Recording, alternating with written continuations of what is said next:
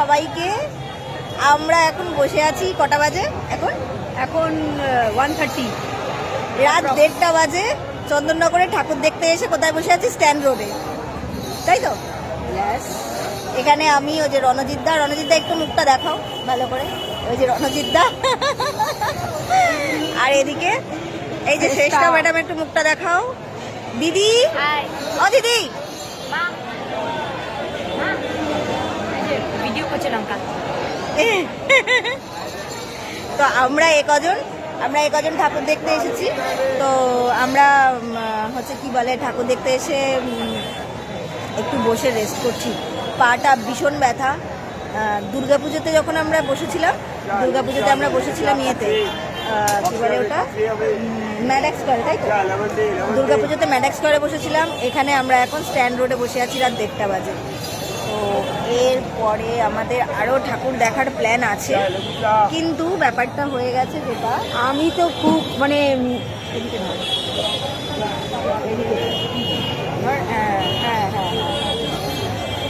Late night party করেছি, তারপরে আমরা প্যান্ডেলে ঘুরেছিও, তারপরে এবার কিছুই তো দেখা যাচ্ছে না, মুখ দেখা যাচ্ছে। তারপরে তোমার জগদ্ধাত্রী ঠাকুর অলমোস্ট চন্দননগরে দেখা হয়ে গেছে, এবার মানকুণ্ডুর দেখবো। ঠিক আছে, এই একটু স্ট্যান্ড রোডে বসে রয়েছি। চন্দননগরে এসে যদি স্ট্যান্ড রোডে না আসলে এটা তো একদম মানে একটা আধুরা পান। ঠিক আছে, তো এনজয় করলাম। আর ইনি মহারানী কাঁচরাপাড়াতে থাকে, কোনো জায়গায় বেরায় না। লাস্ট 2 বছর ধরে চন্দননগর ঠাকুর দেখছে, আর আমি ফোর্স করলাম, ইনসিস্ট করার জন্য, তারপরে দেখছে। যাই হোক, কোম্পানি দিচ্ছে আমার সাথে। আমাদের আর একটা ফ্রেন্ড আছে, হ্যালো রানাজিৎ, আরামসে ফোন ঘাটছে, ওয়েব করো, ওয়েব।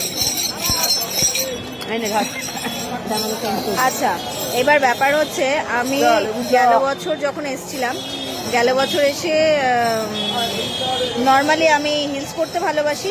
আমি হিলস করেছি, হিলস করে যাচ্ছিলাম, যেতে যেতে যেটা হয়েছে, প্রচণ্ড পা ব্যথা হয়ে গেছিলো, যার জন্যে লিটারেলি কান্নাকাটি করার মতন অবস্থা।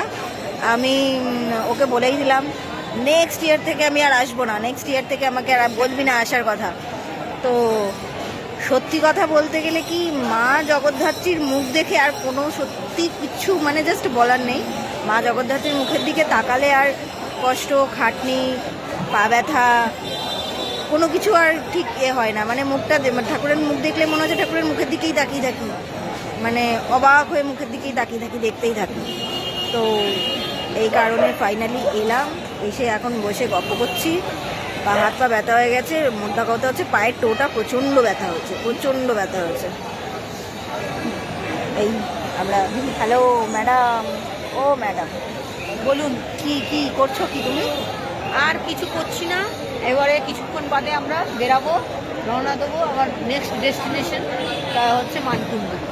ঠিক আছে, আর এখানে নাজারাটা হেভি, আমরা এখান থেকে সব দেখতে পাচ্ছি কে যাচ্ছে না যাচ্ছে।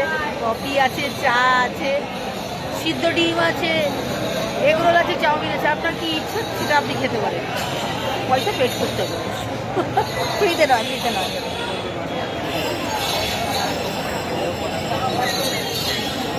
ভালো লাগলো, বাই।